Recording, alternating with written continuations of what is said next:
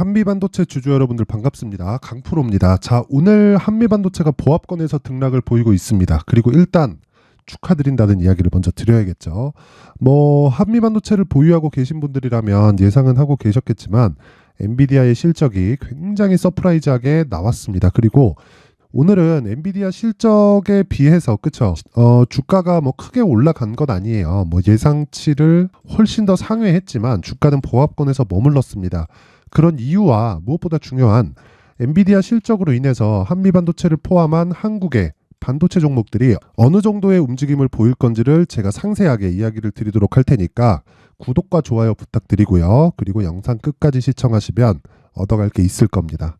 자, 내용 시작하겠습니다. 일단 엔비디아 실적을 안 보고 갈 수 없죠, 오늘. 자, 어마어마한 실적이 나왔습니다. 우선 예상치, 그쵸? 매출과 이익 모두 예상치를 크게 상회하는 그런 실적이 나왔고요. 그리고 무엇보다 미국은 주당 순이익을 굉장히 중요하게 봅니다. EPS인데 주당 순이익은요, 한국에서도 중요합니다. 근데 보통 한국에서는 영업이익이나 ROE에 조금 더 치중하는 경향이 있기 때문에 근데 크게 차이가 없다고 볼 수는 없지만 차이가 되게 큰 건 아닙니다. 그래서 그냥 여기 나온 딱 그대로 설명을 드릴 테니까 자, 보세요. 주당 순이익의 이 기준치는요, 달러입니다. 달러고, 그리고 여기 주당 순이익이 적자로 들어갔었던 게 2022년 11월 16일이죠. 그쵸? 이때 무슨 일이 있었죠? 코인이 급락을 했고요. 그쵸? 코인이 급락을 하는 상황이 있었고, 그리고 금리가 높아지고 있었던 상황에서 주가는 이미 21년 말부터 시작해서 22년 초까지 굉장히 크게 하락을 했었습니다. 엔비디아가. 그쵸? 그 폭을 한번 보여드릴게요. 제가 이 얘기를 왜 드리냐면 주가는요, 선반영을 받기 때문에 그렇습니다. 자, 요거 보세요. 여기는 권리락 효과 때문에 그런 거니까 여기를 제가 없애고 딱 요 구간만 딱 보여드리면 22년도에 계속해서 하락을 했잖아요. 이 가격대가 무려 300불대에서 100불까지 하락을 한 거예요. 그러면 몇 프로가 빠진 거죠? 한 70% 정도가 빠진 거죠. 그렇죠? 자, 그럼 보세요. 실적이 22년 4분기에 주당 순이익이 적자였어요. 한 주당 가치가 적자로 돌아섰단 말이에요. 그게 여기 정확히 나오잖아요. 그렇죠? 마이너스 0.58불. 그렇죠? 이렇게 나오고 있는 상황에서 수직 상승을 해버린 겁니다. 물론 이번에 이 실적이 잘 나오게 된 건 HBM에 대한, 그렇죠? HBM이 많이 들어가는 GPU, 그쵸? AI 반도체에 대한 수요가 증가했다는 그런 모멘텀도 있지만 이렇게 생각을 한번 해볼게요. 코인도 올라가고 코인이 올라가면 그쵸? 채굴에 대한 수요가 늘어날 수밖에 없고요. 그리고 이 그래픽 카드에 대한 가격, 그쵸? GPU에 대한 가격이 점점 더 높아지고 있습니다. 그래서 제가 어저께 칩스앤미디어 영상에다가 그런 이야기를 드렸어요. 그래픽 카드, 즉 GPU의 가격이 너무 높아지고 있기 때문에 영상이면 영상 쪽, 그리고 좀 GPU가 지금 맡아서 처리하고 있는 이 분야가 너무 넓다 보니까 너무 비싼 가격에 거래돼서 이 좀 특화되어 있는 그런 제품들이 나오고 있는 그런 상황이란 말이에요. 그래서 이쪽에 좀 곁다리로 보고 있는 그런 상황도 있지만 그냥 딱 생각을 해보시면 돼요. GPU라는 다중 처리가 가능한, 그쵸?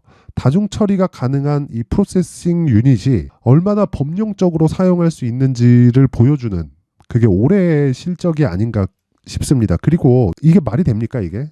그냥 딱 요 정도만 보여드릴게요.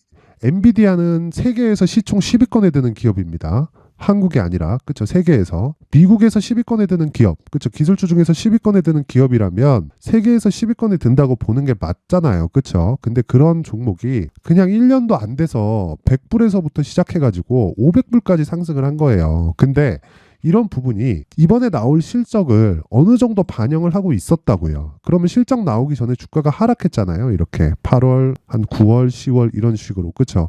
이렇게 하락하는 이 구간에서는 당연히 매수를 해야 된다고 제가 이야기를 드렸었던 거고, 이걸 그대로 이 전에 와서 한국 시장에 적용을 시키잖아요. 그러면 어떤 움직임이 나오냐면 엔비디아의 저가가 나오면 하이닉스의 저가가 나오고요. 하이닉스의 저가가 나오면 한미반도체, ISC, 하나마이크론 같은, 그쵸? 반도체 장비주들, 그쵸? 메모리 반도체 장비주들이 저가를 찍고 신고가 구간으로 들어가는 구간이 있습니다. 그게 이미 3월 달부터 발생이 된 거예요. 그쵸? 이때 가격이 저가 못 잡는다 그랬죠. 10,000원에 어떻게 잡아요? 이거 못 잡아요.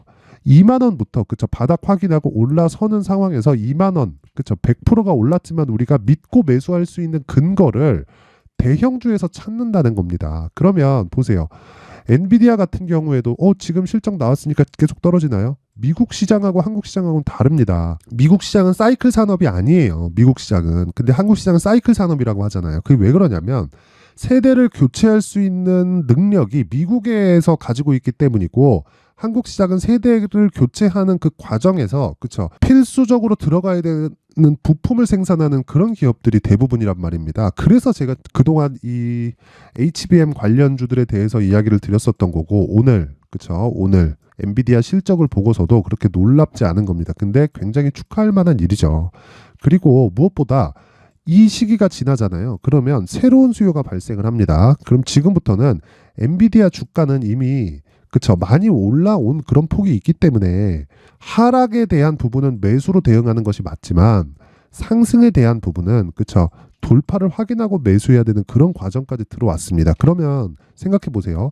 메모리 반도체 같은 경우에는 어떻게 될까요? 메모리 반도체 같은 경우에 기존의 수요들이 돌아오는 그런 상황이 벌어진단 말이죠. 자, 생각을 해보세요. 크게 반도체 사이클을 보면 개인용 PC가 있고요. 그리고 서버가 있고 클라우드가 있잖아요. 여기에 낸드부터 시작해서 메모리 반도체까지 모두 다 들어갑니다. 물론 CPU나 GPU까지 다 들어가요. 근데 가장 큰 규모를 차지하는 게 메모리 반도체입니다. 이건 다각도로 사용이 가능하단 말이에요. 물론 클라우드에는 낸드가 대량으로 들어가죠. 그런데 우리가 여기서 하나 생각을 해보자고요.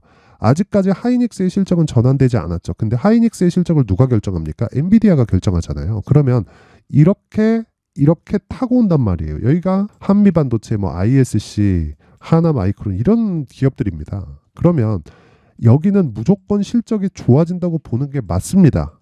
그리고 그런 부분을 가정을 해서 주가가 올라간 거고요. 그리고 나서 지금은 기간 조정을 보내고 있는 거예요. 단지 거기까지가 끝입니다.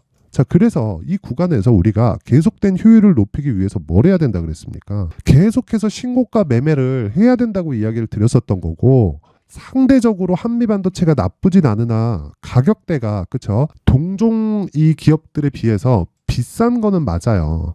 밸류에이션 자체가 이유가 있지만 상대적으로 높은 가격을 차지하고 있는 것은 맞다. 그래서 우리가 매매를 할 때는 한미반도체가 지금 기간 조정을 보여야 된다. 왜? 고가를 돌파하기 위한 가격대. 그리고 이게 뒤에서 밀어야 된다면 엔비디아가 도움닫기를 한번 딱 해줘야 되죠. 그리고 하이닉스도 마찬가지고 이런 부분이 있기 때문에 지금 상대적으로 낮은 가격에 있는 종목 중에서 신고가 종목 그리고 반도체 장비 쪽에 선별해서 우리가 들어갈 수 있는 겁니다. 그래서 소통방에서는 지금 500분이 함께하고 있는 소통방에서는요. 여기 11월 22일 보이시나요? SNS택 SNS택을 오전 8시 49분에 진입을 해서 오늘도 7에서 8% 정도의 수익을 내고 있습니다. 자, 보세요. SNS택 보면 지금 8.78%까지 상승을 했고요. 여기 보면 시가 보합권에 출발을 했고요. 그리고 지금 8.9%대 상승세 한 9% 정도 수익권에 들어와 있죠. 이런 매매가 가능한 게 엔비디아 실적은 잘 나왔다. 근데 엔비디아는 너무 많이 올랐다. 그러면 상대적으로 낮은 위치에 있는 반도체 종목을 찾자. 베이스가 되는 게 있겠죠. 제가 여기 어떻게 이 장 시작 전에 시장가로 주문을 넣으라고 할 수 있겠습니까? 뭔가 믿는 구석이 있을 거 아니에요. 단순히 차트만 볼까요?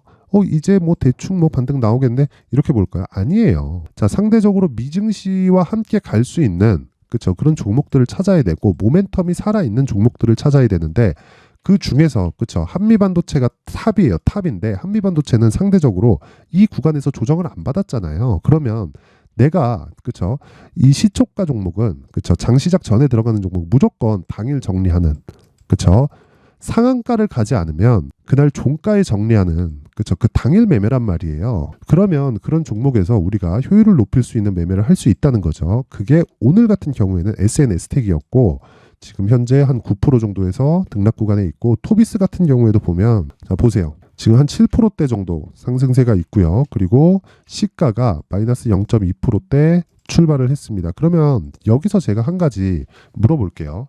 토비스는 지금 한동훈 관련주에 곁다리로 걸쳐놓고 있어요. 근데 한동훈 관련주의 대장은 부방입니다. 근데 부방은 지금 며칠째, 그쵸? 거의 한 100% 가까운 시세를 냈죠. 그리고 최근에 그쵸, 11월 20일 월요일, 화요일, 그쵸, 급등세를 보였기 때문에 숨고르기 구간에 들어갔단 말이에요. 그럼 상대적으로 낮은 위치에 있는, 근데 그 중에서 신고가 구간에 있는, 그쵸, 여기까지 오면 또 뭐가 오나요? 매물 소화를 또 거쳐야 됩니다. 오늘 만약에 상한가 딱 간다, 그럼 보유하고 1박 2일 코스로 딱 진행하는 겁니다. 이게 매매예요. 이게 매매. 이런 부분 잊지 마시고, 이렇게 신고가를 토대로 임팩트 있는 종목을 받아보고 싶다 하시는 분들은요, 강프로의 무료 소통방으로 입장하시면 되고요. 입장 방법은 영상 상단에 있는 전화번호로 참여라고 문자 보내주시면 되고요. 내가 뭐 가격대 또는 뭐 멘탈, 심리 이런 부분이 안 잡힌다 하시는 분들은 여기 소통방으로 입장하시면 됩니다. 자, 그리고 한미반도체로 다시 돌아와서 보면 실적에 대한 걱정은 안 해도 된다. 그리고 요 날 있죠, 요 날. 11월 13일 날, 그쵸? 급락하기 전 11월 10일 날, 그쵸? 상승을 하고 나서 시간에서 급락하고 제가 절대 매도하지 말으라 그랬거든요. 왜? 월요일 날 하락하는 건 확정적이다. 근데 매도할 이유가 없다. 차라리 반등을 줄 테니까 반등 구간에 매도를 하고 그 매도한 부분을 이동해서, 그쵸, 효율을 높이는 작업을 하자. 왜? 상대적으로 비싼 건 맞으니까. 근데 추가적으로 상승 가능한 게 다시 새로운 수요가 발생한다. 왜? 기존의 수요가 있으니까. 그쵸? 기존의 이 교체 수요가 돌아오게 되면요, HBM에 대한 수요가 끝나더라도, 왜? 설비 투자가 들어가면 다 끝나잖아요. 이런 부분이 있었을 때 새로운 수요가 돌아오면요, 추가적으로 상승이 가능하고, 어느 정도까지 올라갈까 뭐 정확하게 알 수는 없죠. 근데 기본적으로 지금 매도하는 구간은 절대 아니라는 거죠. 근데 효율을 높이기 위한, 즉 상대적으로 낮은 위치의 반도체 종목을 공략할 수 있는 그런 상황이라면, 내가 그 정도의 스킬을 가지고 있다면, 그쵸, 어떻게 해야 돼요? 이동해도 괜찮다. 근데 베이스가 되는 건 엔비디아가 돼야 되고, 그리고 하이닉스가 돼야 되고, 삼성전자가 돼야 된다. 상대적으로 삼성전자나 하이닉스의 가격대가 굉장히 부담스러운 가격대까지 들어가잖아요.